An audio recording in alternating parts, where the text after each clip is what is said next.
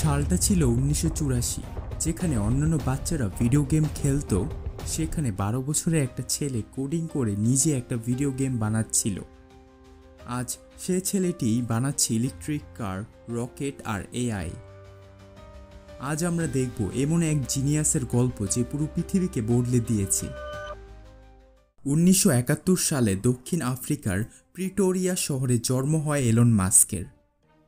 তার বাবা ছিলেন একজন মেকানিক্যাল ইঞ্জিনিয়ার এবং মা ছিলেন একজন মডেল এবং ডায়েটিশিয়ান। ছোটবেলায় এলনের একটা সমস্যা ছিল, সে প্রায় এক ধরনের ট্রান্সে চলে যেত। তখন আশেপাশে যা কিছুই হতো তার কোনো খেয়াল থাকতো না।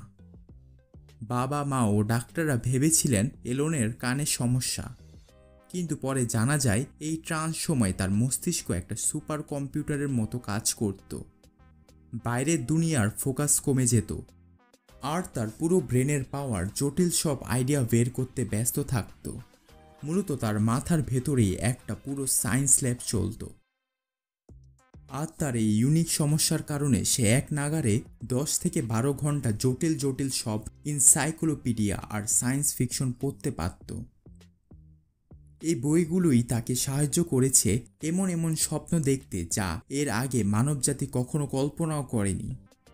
একদিন তার কাজিনদের সাথে খেলার সময় এক কাজিন বলে উঠে যে অন্ধকারে তার ভয় লাগে।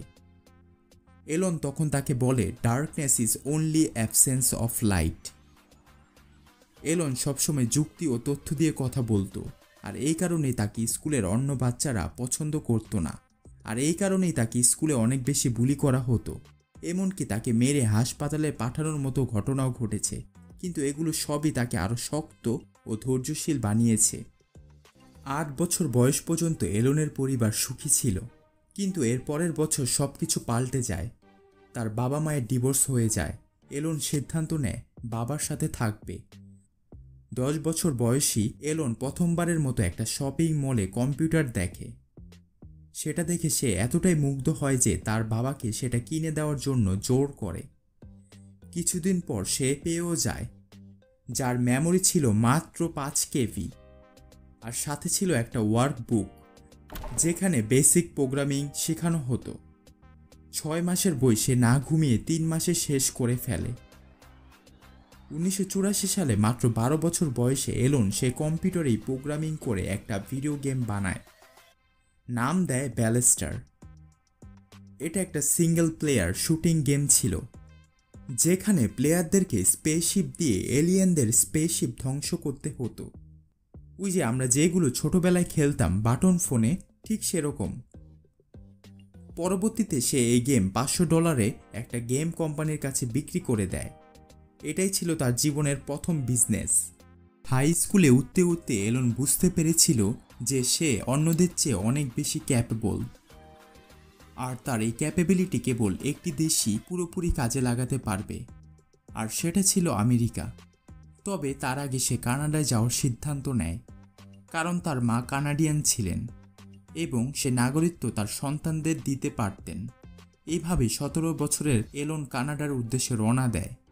কানাডায় সে তার কাজিনদের সাথে থাকতে শুরু করে এবং ছোটখাটো কাজ করতে থাকে। 1989 সালে তার মা এবং ভাই কিম্বল কানাডায় চলে আসে। এই সময়ে এলন কুইন্স ইউনিভার্সিটিতে ভর্তি হয়। 2 বছরের মধ্যেই সে ইউনিভার্সিটি অফ পেনসিলভেনিয়াতে ট্রান্সফার নেয় এবং অবশেষে আমেরিকায় প্রবেশ করে।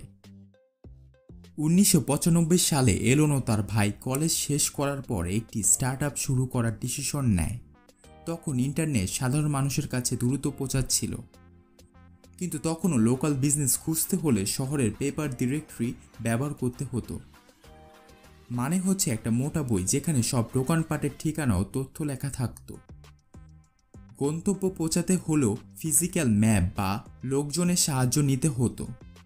এই সমস্যাটা দেখে এলনের মাথায় একটা আইডিয়া আসে। আইডিয়াটি ছিল খুবই সিম্পল, যেখানে শহরের সব বিজনেস লিস্টেড থাকবে এবং রেস্টুরেন্ট, হোটেল, ডাক্তারদের মতো ক্যাটাগরিতে ভাগ করা থাকবে। সঙ্গে থাকবে একটি অনলাইন ম্যাপও। এলন ও কিম্বল একটি ছোট অ্যাপার্টমেন্ট ভাড়া নিয়ে এই আইডিয়াতে কাজ শুরু করে। তারা তাদের স্টার্টআপের নাম রাখে জিপ2। এলন দিনরাত কোডিং করত আর কিম্বল দোকানে দোকানে গিয়ে বিজনেস মালিকদের বোঝাতো যে তারা জিপ2তে নাম লেখাক।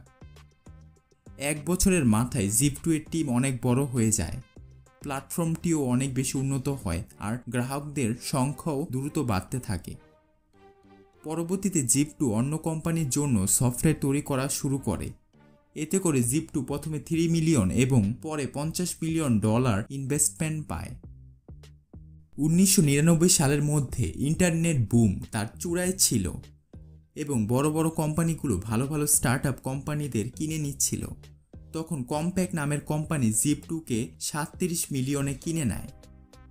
এলন তার শেয়ার বিক্রি করে পায় $22 মিলিয়ন।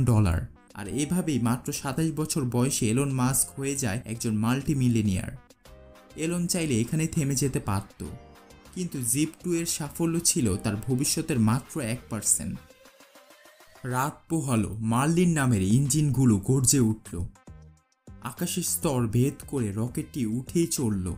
প্রথম, দ্বিতীয়, তৃতীয় মোট 3টি স্টেজই সফল ছিল, কিন্তু কেউ উদযাপন করল না, কারণ কেউ তখনও বিশ্বাস করেনি। তবে কয়েক মিনিট পরে পুরো কন্ট্রোল রুম উল্লাসে ফেটে পড়ল।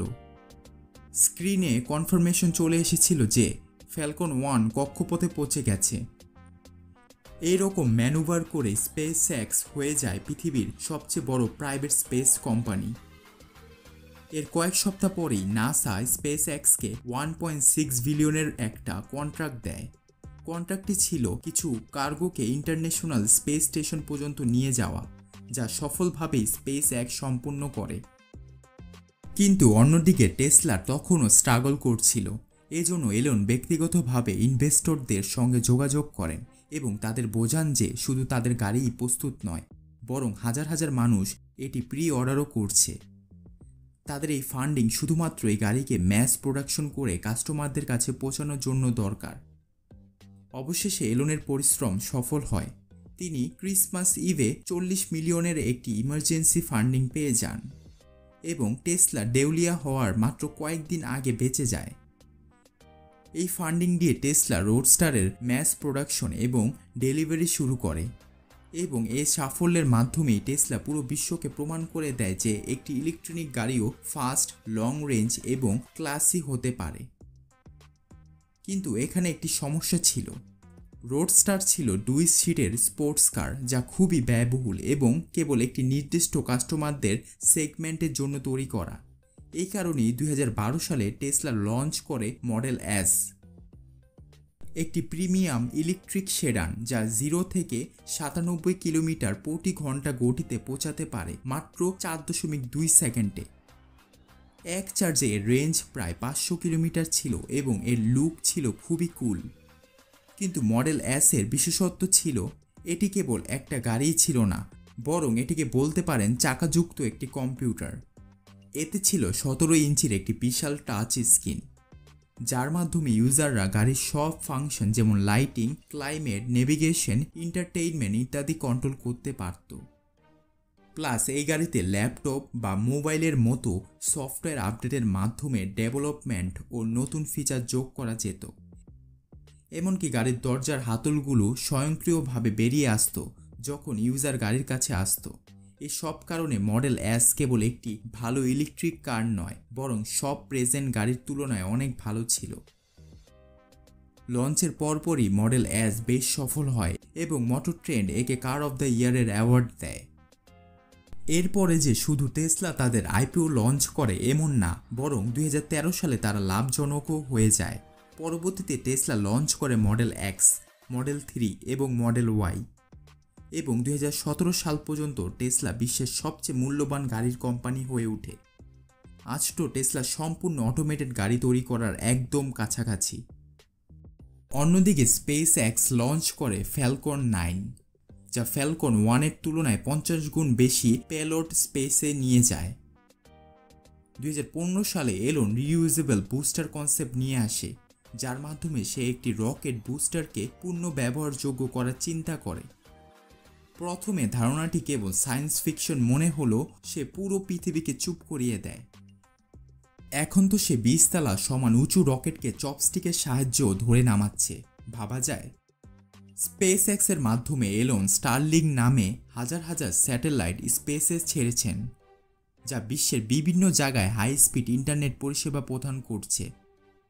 স্টারলিংকের স্যাটেলাইট সংখ্যা 6500-রও বেশি এবং আজকের দিনে তারা তাদের সবচেয়ে বড় রকেট স্টারশিপ বানাচ্ছে, যা মানুষকে মঙ্গল গ্রহ পর্যন্ত নিয়ে যেতে পারবে।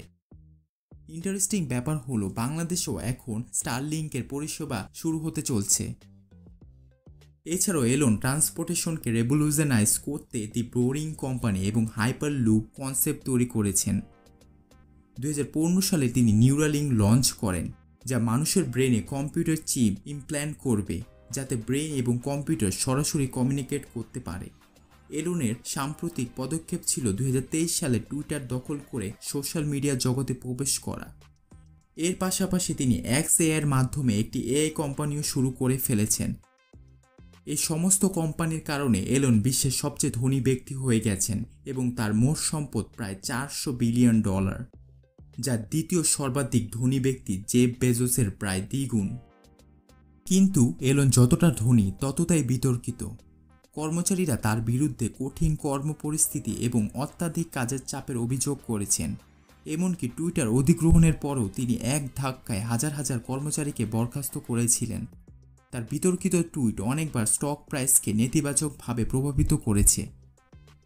অবশেষে নির্বাচনী প্রচারের জন্য প্রায় $280 মিলিয়ন ডোনেট করার পর এলন প্রেসিডেন্ট ট্রাম্পের খুব ঘনিষ্ঠ হয়ে গেছেন, যার ফলে তার কাছে বর্তমানে অর্থ ও রাজনৈতিক ক্ষমতার একটি মারাত্মক কম্বিনেশন আছে এবং কিছু মানুষের মনে শঙ্কা আছে যে তিনি এর অপব্যবহার করতে পারেন। কিন্তু এই সব কিছুর পরও এলনের ক্ষেত্রে একটি কথা 100% সত্য: you love him or hate him, you can't ignore him. কারণ মানুষটি ভবিষ্যতের জন্য অপেক্ষা করে না, বরং ভবিষ্যৎ তৈরি করে। এটাই ছিল এলন মাস্কের গল্প। আজকের ভিডিওটি ভালো লাগলে একটি লাইক করে দিন আর পরবর্তী আরও ভিডিও পেতে সাবস্ক্রাইব করে পাশে থাকুন। ধন্যবাদ। I thought I was insane Why did you think you were insane? because it was clear that other people did not. Their mind wasn't exploding with ideas. They wouldn't understand I you. hope they wouldn't find out because they might like put me away or something. You thought that. For a second, yes. So he was aware that he was different.